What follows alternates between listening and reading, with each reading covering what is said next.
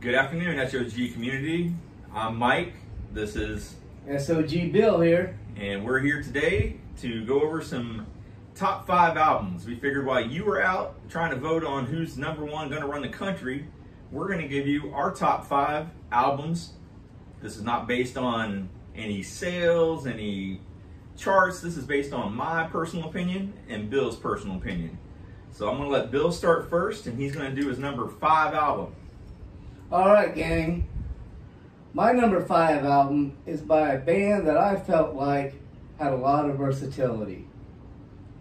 So, Electric Light Orchestra, Out of the Blue. That's my number 5 album. I think there's a lot of great material there. It's good if you want to kick back, relax, and just have a good time. So some people might know it as ELO, right? ELO, All right. Electric Light Orchestra. All right. Well, my number 5 is going to be Meatloaf, Bat Out of Hell. Whether you like him or don't like him, the song Paradise by the Dashboard Lights has been on every radio for as long as it's been out. I think it came out in 1977, I think. He was so theatrical too in his videos. Yep, and Very good. They still play it out. So I mean, that's my number 5. Okay. Number 4 for me is Kiss, Destroyer.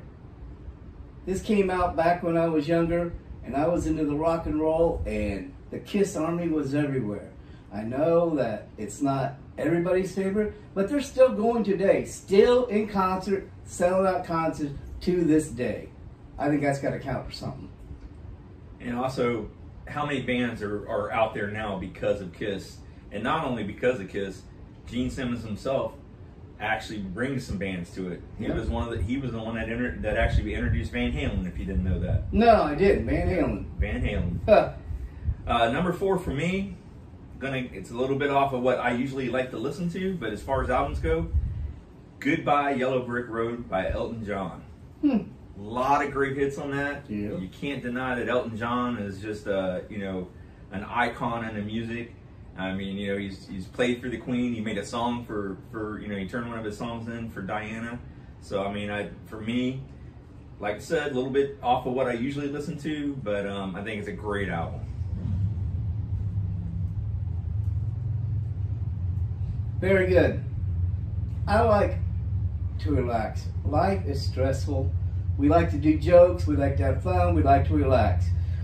One of the albums that helped me relax the most is the Moody Blues, Days of Futures Past.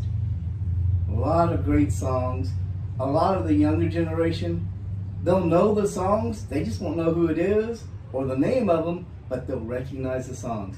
So to me, number 3 was Moody Blues, Days of Futures Past. Like it. I like it. Well, we're going to take a turn totally opposite way, because my number 3, we're going with Motley Crue, Too Fast for Love. Too Fast for Love, yeah. Too Fast for Love. I know it's not the most popular out there. It's not Shout at the Devil. It's not Home Sweet Home, that kind of stuff. But as far as songs on there, I mean, it had the hard. I mean, that's when Motley Crue was hardcore. Public Enemy. I mean, that's a hard song there. Obviously, Too Fast for Love. Live Wire. I mean, that's a heavy song, and that's my number 3. Yeah. My number 2 is probably one of the most well-known classic albums there are out there. Yeah, it really is. So many videos and documentaries and things. But my number 2 is Pink Floyd, The Wall. I just think that is one of the coolest concept albums out there. They were so far ahead of their thinking and the way that they built that album, followed up with the movie and the videos. Just great. That's all I can say. Although I like your thought on Pink Floyd, I don't like the album. I do like the album, and I think it's a great album, don't get me wrong. But as far as for my number 2, happens to be Pink Floyd also. And it's Dark Side of the Moon. Oh, yes. The way, I mean, that was before all this stuff really started getting out there. But if you just sit there and, back in the day, we're going to date ourselves here. You listen with a pair of headphones and you just had that that music going back and forth in your head, and time and the little chimes. It's just a it was fun. Great album. It was a great album. Yeah. I do agree. All right, guys, here it is. My number one. Like it or not, AC/DC, Dirty Deeds Done Dirt Cheap. I mean, it's not Highway to Hell, it's not Back in Black, but I thought for the amount of songs on here that I enjoyed, it's one of their best albums. Again, I'm gonna give you AC/DC. And I love Dirty Deeds, and that's back when it was Bon Scott. It wasn't, it was before Brian Johnson. But for an all-out album to come out after and to be the second lead singer of a very well-known group, Back in Black. Just for a second singer to come on from a big band like that and hit with that first album that big, that's just a phenomenal that he could do that, and the amount of songs, and when you go to the concert and you hear that bell get hit, you just know. So that's what I'm going to go with. So we both got AC/DC and Pink Floyd, but different albums. The one thing I'd like our community to do, though, guys, hey, we want you to put in the comments what your top 5 is. This isn't anybody else's top 5. It's your top 5.